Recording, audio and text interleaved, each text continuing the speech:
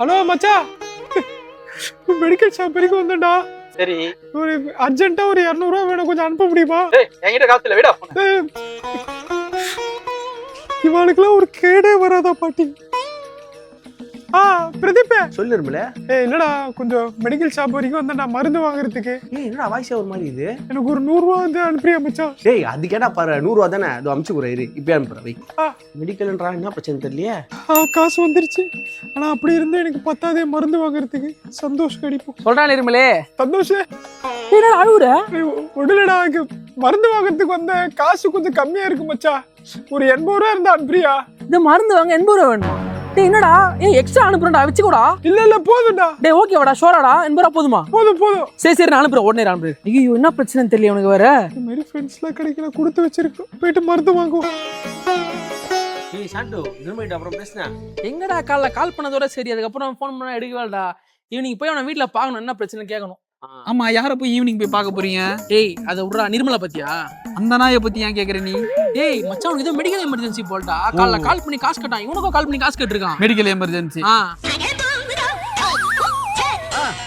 காசு குத்துறீங்களா? ஏய் friend medical emergency கேட்டா காசு கொடுக்காம நான் லூஸ் மாதிரி பேசுறேன்.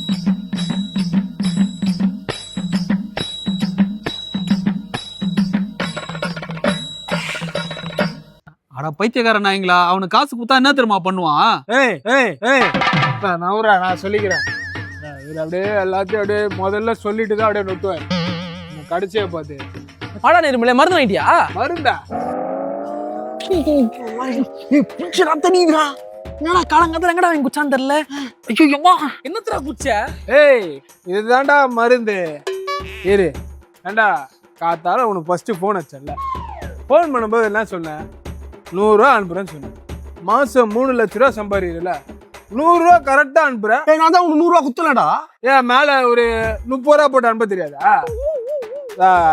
அத்த தடவை 100 ரூபா கேட்டேன்னா மேல 100 ரூபா போட்டு அனுப்பணும், புரியுதா? டேய் அப்படி பிரச்சனை பண்றான். நேரா உனக்கு தான் வரேன். காரு வச்சுக்கிறல, மாசம் 3 லட்ச ரூபா மேல நீயும் சம்பாதிக்கிற. ஒரு 80 ரூபா கேட்டா கரெக்டா 80 ரூபா அனுப்புறேன். ஏய் மச்சான், நான் எக்ஸ்ட்ரா கூட கேட்டலடா. நான் வேணாம் தான்டா சொல்லுவேன், நீ கேட்டா கொடுக்கணும். அடுத்த தடவை 80 ரூபா கேட்டா அப்படின்னா மேல ஒரு 30 ரூபா போட்டு அனுப்பு. இப்ப சைடிஸ் இல்லாம குஸ்ட் வந்துடுறேன், யாரு கொடுப்பாங்க துட்டு?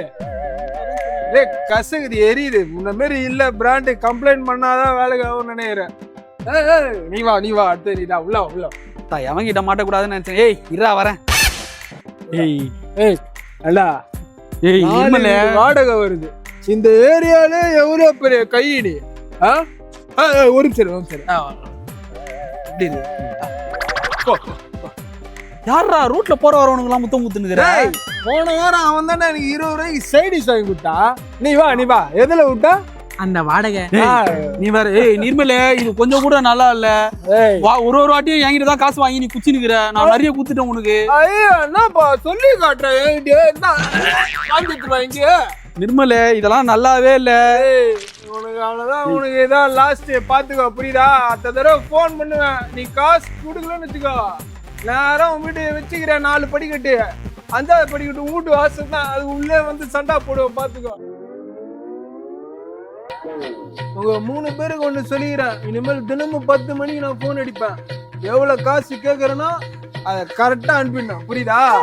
அப்படி நீங்க அனுப்பல, வேற வண்டியாவது காசை வாங்கி குடிச்சிட்டு உங்க வீட்டு வாசல்ல வந்து வாந்தி எடுப்பேன். நான் வரேன். நான் தொப்பி போட்டேன், எந்த பக்கம் போனேன்? சரி, வாந்தி அடிப்பியா? நான் வீடு இன்னைக்கே காலி பண்றேன்டா. மச்சான் நாளைக்கு 10 மணிக்கு கால் பண்ணுவான்றான். நான் பேச சொன்னா காசு வாங்கினா என்ன பண்ணுவானே பாத்தியா?